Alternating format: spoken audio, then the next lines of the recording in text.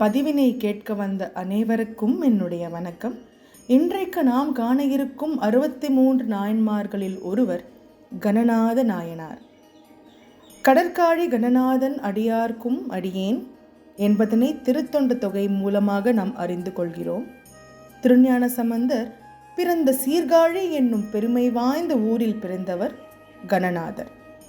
தன்னுடைய இந்த பூலோக வாழ்வை சிவனடியார்களுக்காகவே அர்ப்பணித்து வாழ்ந்து காட்டியவர் இவர். கணநாதர் சிவனடியார்களுக்கு தேவையான தொண்டினை மட்டும் செய்யாமல் தானும் அதன்படியே வாழ்ந்து காட்டி உதாரணமாக இருந்தார். சிறு குறை ஏதும் சிவனடியார்களுக்கு ஏற்படாதவாறு அவர்களுக்கு சேவை செய்து வந்தவர். சிவனடியார்களுக்கு எப்படி தொண்டு செய்ய வேண்டும் என்பதனை வாழ்ந்தும் செய்தும் கற்றும் கொடுத்தவர் கணநாதர். உதாரணமாக நந்தவனத்தினை அமைப்பது, மலர்களை தொடுப்பது, சிவபெருமானுக்குரிய திருமஞ்சனத்தினை செய்வது, திருமுறைகளை எழுதுவது என்றும் என்னவெல்லாம் உண்டோ அத்தனையும் விடாது செய்தவர் கணநாதர்.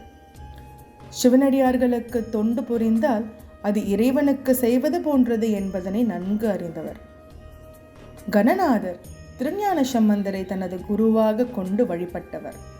இவரது பக்தியும் சிவதொண்டும் அன்பும் சிவபெருமானுக்கு கணநாதர் மீது பேரன்பை பெற்றுத்தரவே திருக்கைலையில் சிவகணங்களுக்கு தலைமை பொறுப்பை இவருக்கு தந்து திருத்தொண்டில் இவருக்கு நிலையான இன்பத்தை பெற்றார்.